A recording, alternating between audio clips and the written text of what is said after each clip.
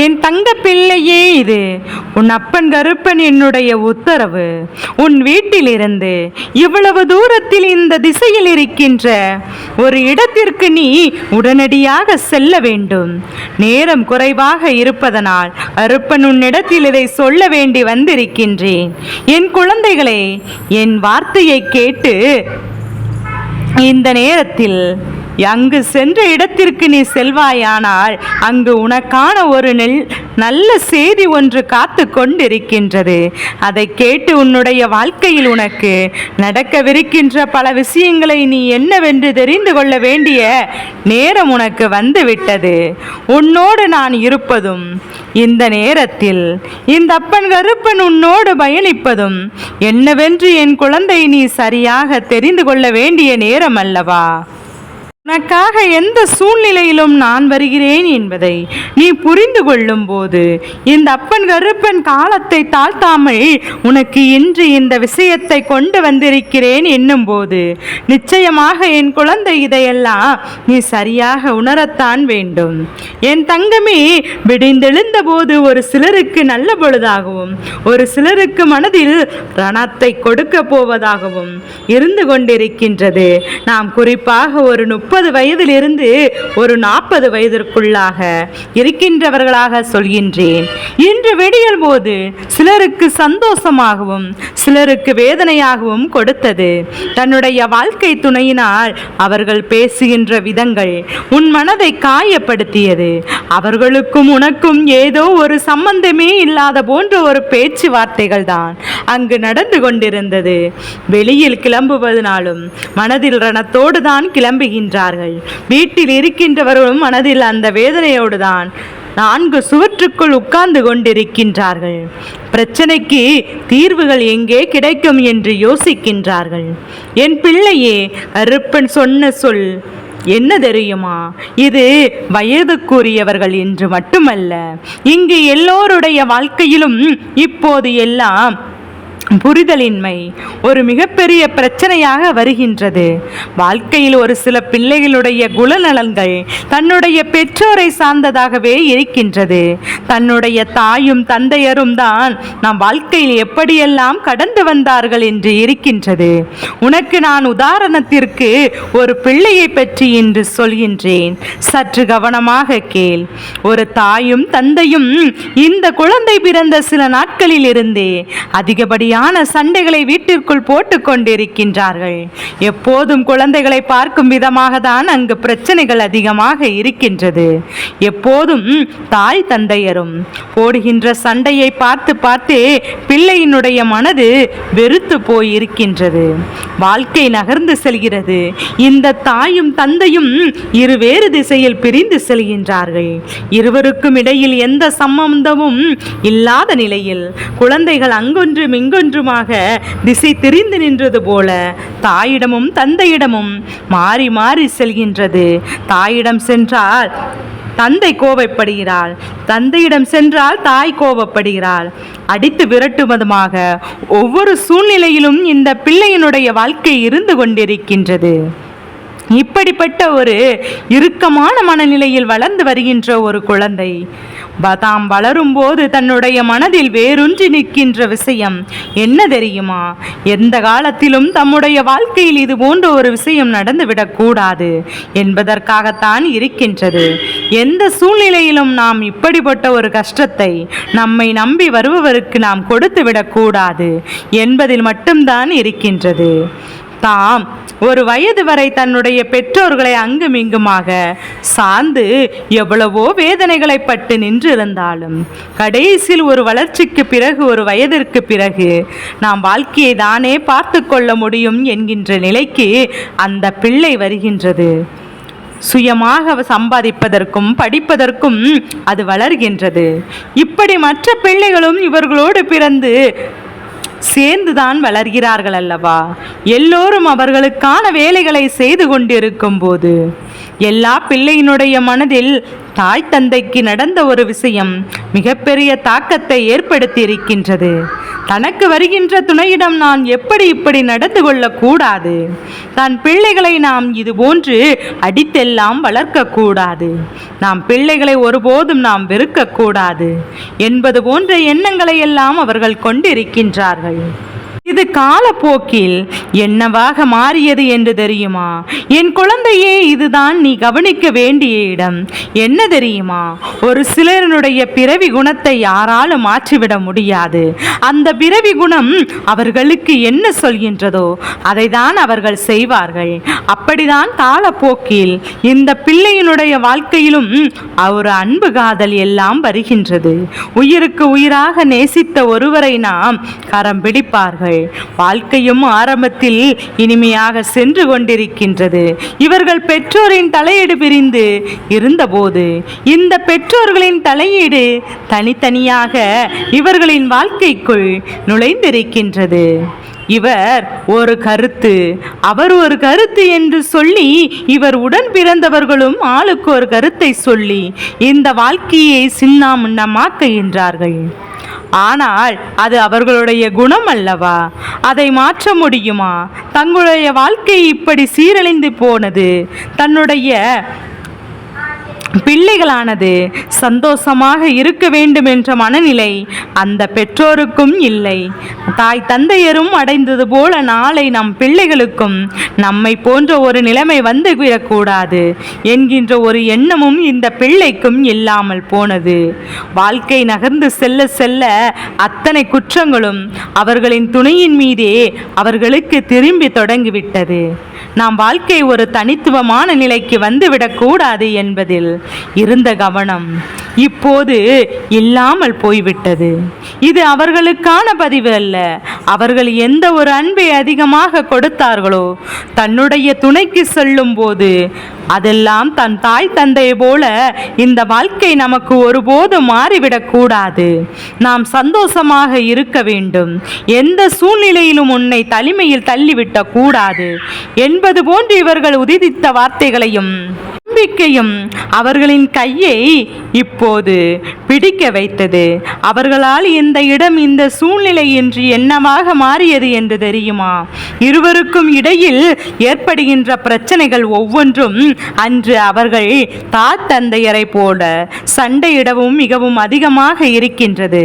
முன்பெல்லாம் பேச்சுவார்த்தைகள், சண்டைகள் ஏதாவது எடுத்துக்கொண்டு ஒருவர் மீது ஒருவர் வீசுவது போல இருந்து கொண்டிருந்தார்கள். இப்போது எல்லா பிரச்சனைகளும் வரும்போது ஒருவர் மௌனமாகி இருக்கும் போது அது பழக்கமாகி விட்டதல்லவா? அதை என் பிள்ளை மௌனமானவர் அந்த பிரச்சனைகளை தாங்கிக் கொள்கிறார் என்று நினைக்க கூடாது. மனதில் ஆழமாக சிந்திக்கிறார் என்பதை புரிந்து கொள்ள வேண்டும்.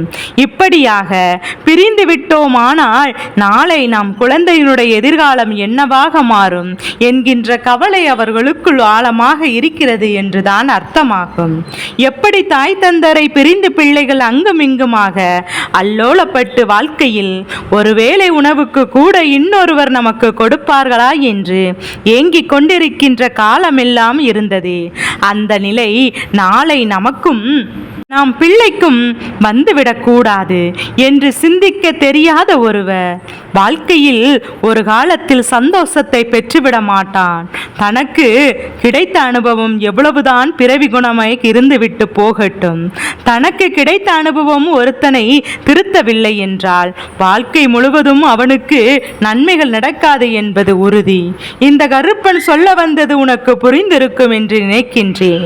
என் தங்க பிள்ளையே, இப்போது ஒவ்வொரு நாளும் இது போன்ற விஷயங்களை இந்த வாழ்க்கையில் செய்கின்ற இந்த மனிதர்கள் எப்போதுமே தன்னை சுற்றி நடக்கின்ற உண்மைகளை எல்லாம் இழந்து வாழ்க்கையில் போலியான உலகத்திற்கு சென்று நாம் நினைத்தது போல எப்படி அவர்களின் பெற்றோர்கள் சுயநலமாக இருந்தார்களோ அவர்களுடைய நலனை மட்டும் கருத்தில் கொண்டு பிள்ளையினுடைய நலனை எல்லாம் தெருவில் விட்டார்களோ அதுபோல இந்த பிள்ளையும் விட துணிந்து விட்டது. ஒரே ஓரத்தில் இந்த வாழ்க்கை நாம் கையை விட்டு செல்லக்கூடாது என்ற எண்ணம் இருந்தாலுமே எதிரில் இருப்பவரின் மனதை பயன்படுத்தி காயங்களை அவர்கள் இனிமேல் இந்த நிலைக்கு கொண்டு வருமா என்று கேட்டால் அது நிச்சயமாக சந்தேகம்தான். என் தங்க பிள்ளையே, இந்த கருப்பன் சொல்வது உனக்கு புரியும்.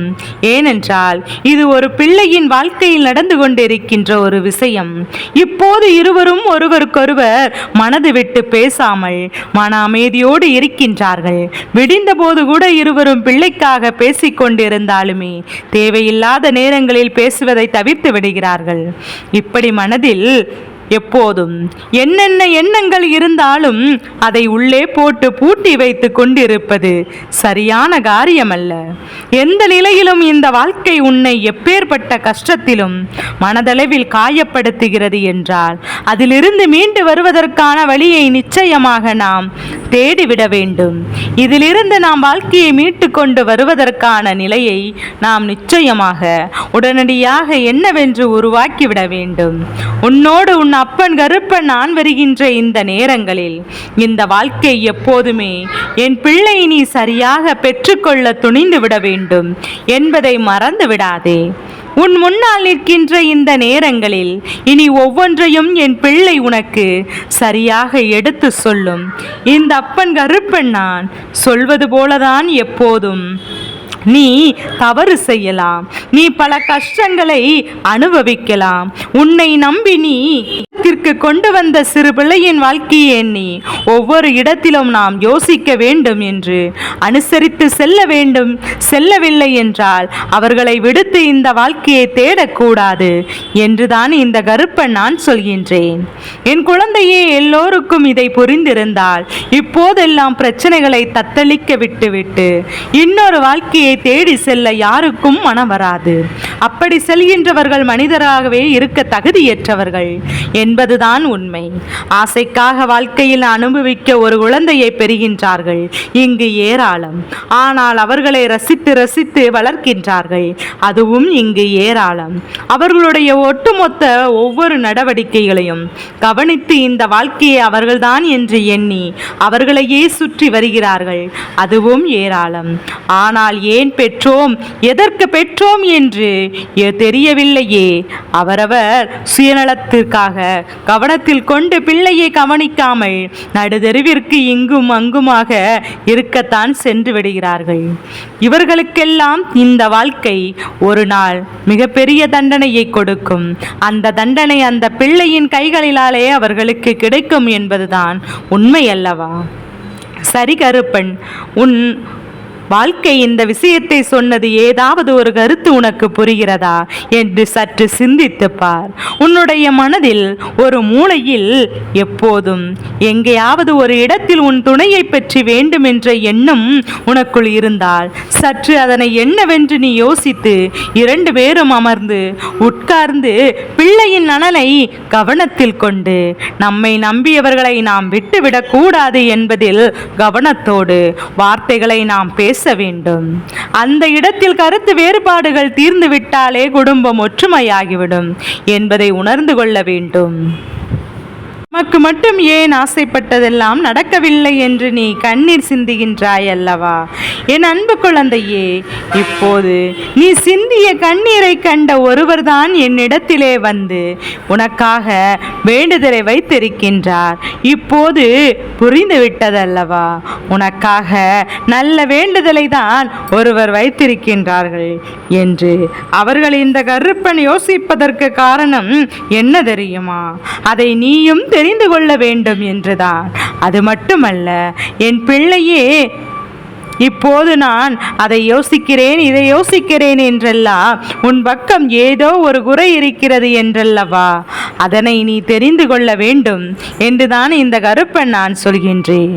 ஒரு விஷயத்தை அடைவதற்கு நீ மிகவும் ஆசைப்படுகிறாய் என்றால் அதனால் ஏகப்பட்ட கவலைகளும் கொண்டாய், மன அழுத்தமும் கொண்டாய். எப்படியோ வெளிவர முடியும் என்று தெரியாமல் திணறி தவிர்த்தாய் அல்லவா? எப்படி இதிலிருந்து நாம் இயலப்போகிறோம் என்று யோசிக்க தொடங்கினாய் அல்லவா?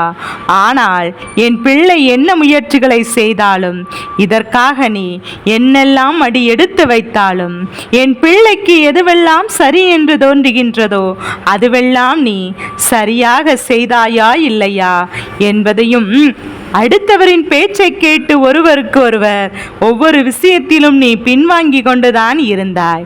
ஒரு நொடி நீ சிந்தித்து பார்த்தால் இந்த கருப்பன் என்ன சொல்ல வருகிறேன் என்பது உனக்கு நிச்சயமாக புரியும் அல்லவா? நீ செய்ய நினைக்கின்ற இந்த காரியத்தில் உனக்கு மனதிற்குள் நம்பிக்கை இருந்து விட்டதென்றால் அதனை நீ நிச்சயமாக நல்லபடியாக செய்து முடிக்க வேண்டும். அதை விடுத்து மற்றபடி அவரிடத்திலும் அறிவுரைகளை கேட்பது, அவர்கள் என்ன நினைக்கிறார்கள் என்பதும் இவர்கள் என்ன நினைக்கிறார்கள் என்பதும் யோசித்து கொண்டிருப்பதும் உன் வாழ்க்கைக்கு நல்லதல்ல. என் அன்பு குழந்தையே, இப்போது இந்த கருப்பன் இப்படி யோசித்திருந்தால்தான் உன் வாழ்க்கையில் உனக்கான நன்மைகள் பல உன்னை வந்து சேராமல் போய்விட்டது என்பதை முதலில் நீ புரிந்து கொள்ள வேண்டும். அதனால் நீயோ முயற்சிகளை சரியாக செய்யாமல் தெய்வத்திடம்தான் வேண்டிக் கொண்டேன், எனக்கு இன்று இது நடக்கும் என்று சொல்லி கொண்டிருந்தால் அது எப்படி உனக்கு நடக்கும்? இதை நீ முழுமையாக கவனிக்க வேண்டும் அல்லவா? நீ செய்ய வேண்டியதில் அதிகமாக கவனிக்க வேண்டுமாக இருந்தால் வெறும் வேண்டுதல் மட்டும் உனக்கு பலனை கொடுக்க போவது கிடையாது என்பதை புரிந்து கொள்ள வேண்டும். உன் மனதிற்குள் நம்பிக்கை இருந்து விட்டது என்றால் அதை நீ முழு மூச்சோடு செய்யும் போது இந்த அப்பனுக்கு துணை இருந்து நான் உனக்கு அதை நடத்தி கொடுப்பேன் என்பதை மறந்து விடாதே. ஆனால் உன்னுடைய உழைப்பில்லாமல் உனக்கு எதுவும் கிடைக்காது என்பதை புரிந்து கொண்டாலே போதும். உன்னை யாரெல்லாம் தொந்தரவு செய்தார்கள் என்பது இந்த அப்பனுக்கு தெரியும். அவர்களுக்கான தண்டனையை நான் சரியான நேரத்தில் கொடுக்க போகின்றேன் என்பதை நினைவில் வைத்துக்கொள். உன்னை இப்போது எட்டிய எல்லாம் சித்திரவாதத்தை செய்து உன் மனதை வேதனைப்படுத்தினார்களோ அந்த வேதனைகளை எல்லாம் அவர்கள் அனுபவித்தால் தானே தெரியும். என் குழந்தையே, இப்போது நீ வருகின்ற கஷ்டம் என்னவென்று, இப்போது நீ மனதால் எத்தனை வேதனைகளை அனுபவிக்கிறாய் என்பதையும் அவர்களுக்கும் நிச்சயமாக அனுபவித்து தெரிந்து கொள்ளப் போகின்றார்கள் என்பதை நீ புரிந்து கொண்டாலே போதும். என் தங்க பிள்ளையே, நீ கவலைப்படாமல் இரு. இனிமேல் உன் வாழ்க்கையில் நடக்கின்ற விஷயங்கள் எல்லாவற்றிற்கும் இந்த அப்பன் கருப்பன் பொறுப்பெடுத்துக் கொள்கின்றேன். உன்மேல் உண்மையான அன்பு வைத்து அவர்கள் என்னிடம் வைத்த வேண்டுதல் எல்லாம் நிச்சயமாக நிறைவேறிவிடும் என்பதை நினைவில் வைத்துக் கொண்டாலே போதும். என் அன்பு குழந்தையே, இன்று என் பிள்ளைக்கு நேரம் குறைவாக இருக்கின்றது.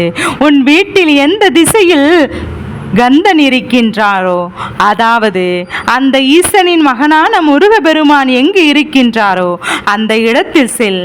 இன்று அவரை கையெடுத்து வணங்கு. இல்லை என்றால் என் பிள்ளையே, செவ்வாய்க்கிழமை, வெள்ளிக்கிழமை அல்லது வளப்பறை சஷ்டி அந்த ஒரு நாட்களில் நீ இந்த முருகபெருமானை வணங்கிவிட்டால் போதும். என் பிள்ளையே, உன் வாழ்க்கையில் கந்தனின் அருளை முழுமையாக பெற்றுக்கொள்ள தயாராக இருக்கின்றது. இந்த நாளில் அப்பன் முருகன் இருக்கின்ற கோவிலுக்கு சென்று அவரை வணங்கி வா. நிச்சயமாக அன்று நீ சற்று நேரம் அமர்ந்து கந்தனிடத்தில் உன் மனதில் இருக்கின்ற அத்தனை குமரலையும் சொல்லிவிட்டாலே போதும். நிச்சயமாக உன் மனதில் இருக்கின்ற மிகப்பெரிய பாரம் இறங்கிவிடும். உன்னுடைய மனதிற்குள் நின்று உன்னை ஆட்டி படைத்த பல விஷயங்களும் நிச்சயமாக மாறிவிடும். இனி நடக்கக்கூடிய விஷயங்கள் ஒவ்வொன்றும் இந்த அப்பன் கருப்பன் என்னவென்று நான் சொல்லும் போல உன்னுடைய வாழ்க்கை நிச்சயமாக தலைகீழாக புரட்டி போடும் என்பதை புரிந்து கொண்டால் போதும். என் அன்பு குழந்தையே, இந்த செவ்வாய்க்கிழமை, வெள்ளிக்கிழமை என்று அல்லது வளப்புரை சஷ்டி என்று உன்னால் போக முடியவில்லை என்றால் ஏதாவது ஒரு தினத்தில் என் பிள்ளையே கந்தனின் அருளை பெற்றுவிட நீ கோவிலுக்கு, முருகன் கோவிலுக்கு சென்று விட்டால் போதும். என் தங்க பிள்ளையே, என்ன நடந்தது, எது நடந்தது என்று சொல்லி என் குழந்தை நீ கலங்காதே. இந்த அப்பன் உன்னோடு துணையாக இருக்கிறேன். உன்னோடு உன் அப்பன் இருந்து கொண்டிருக்கின்ற இந்த நேரத்தில் இனி இந்த வாழ்க்கை உனக்கு தருகின்ற அதிசயங்களை எல்லாம் நீ கவனமாக பெற்றுக்கொள்ள தயாராக இரு. இந்த அப்பன் கருப்பன் இருந்து வழி நடத்துகின்ற இந்த வாழ்க்கை உனக்கு எப்போதும் பேரானந்தத்தை கொடுக்கும் என்பதை நீ புரிந்து கொண்டாலே போதும். அப்பன் நான் இருந்து உனக்கு வழி நடத்துகின்ற இந்த விஷயங்களுக்குள் ஒவ்வொன்றும் என் பிள்ளை இனி உன்னுடைய எதிர்காலத்தை என்னவென்று தீர்மானித்து கொடுக்கும் என்பதை நீ மறந்து விடாதே. சொன்ன சொல்படி கேட்டு இந்த வாழ்க்கையில் நினைத்ததையெல்லாம் நீ சாதிக்க வேண்டும் என்றுதான் உன் அப்பன் ஆசைப்படுகிறேன். நீ எந்த இடத்திலும் எதையும் தொலைத்து விடாதே. கருப்பன் சொன்ன சொல்படி உன்னுடைய வாழ்க்கையில் இனி உனக்கு நடப்பது அத்தனையும் நன்மைகளாக அமையும், நல்லதாக அமையும். நடப்பதை நிச்சயமாக என் குழந்தையால் சரியாக புரிந்து கொள்ள முடியும் என்பதை நீ நம்பினால் அதுவே போதுமல்லவா? என் நேரமும் இதற்கும் அதற்கும் என்று நீ ஏங்கிக் கொண்டிருப்பதை விட நடக்கின்ற விஷயங்கள் எல்லாம் நன்மைக்குதான் என்று நீ உணரத் தொடங்கு. இந்த முருகபெருமான் சன்னதியில் நீ அமர்ந்து அவரிடத்தில் உன்னுடைய மனக்குரலை சொல்லிவிட்டு அங்கிருந்து வந்தாலே போதும். நிச்சயமாக உன்னுடைய மனதில் இருக்கின்ற பல சிந்தனைகளுக்கு உனக்கு தெளிவு கிடைத்துவிடும் என்பதை மறந்து விடாதே. உன்னுடைய மனதில் இருக்கின்ற பல தேவையற்ற எண்ணங்களும் நிச்சயமாக இந்த வாழ்க்கை உனக்கு மிகப்பெரிய நம்பிக்கையை மன உறுதியோடு கொடுத்துவிடும் என்பதை மறந்து விடாதே. இனி எல்லாமாக உன்னை நிலையாக வாழ வைக்கின்ற இந்த அப்பன் கருப்பன் என்னை எந்த நிலையிலும் என் பிள்ளை நீ விட்டு விடாதே. இந்த அப்பன் இருக்கும்போது உனக்கு இனி எந்த கவலைகளும் வேண்டாம் என்பதை புரிந்து கொள். நான் சொன்ன சொல்படி கேட்டு இந்த வாழ்க்கை உனக்கு தருகின்ற வெற்றியை நீ உறுதியாக பெற்றுக்கொள். நிச்சயமாக உனக்கு நல்லது நடப்பதை நீ தெரிந்து கொள்வாய். உன்னை தேடி வருகின்ற நன்மைகளை நிச்சயமாக என் குழந்தை நீ என்னவென்று உணர்ந்து கொள்வாய் அல்லவா? என் தங்க பிள்ளையே, இந்த கருப்பனின் ஆசீர்வாதங்கள் எப்போதும் என்றென்றைக்கும் உனக்கு முழுமையாக கிடைத்து கொண்டே இருக்கும்.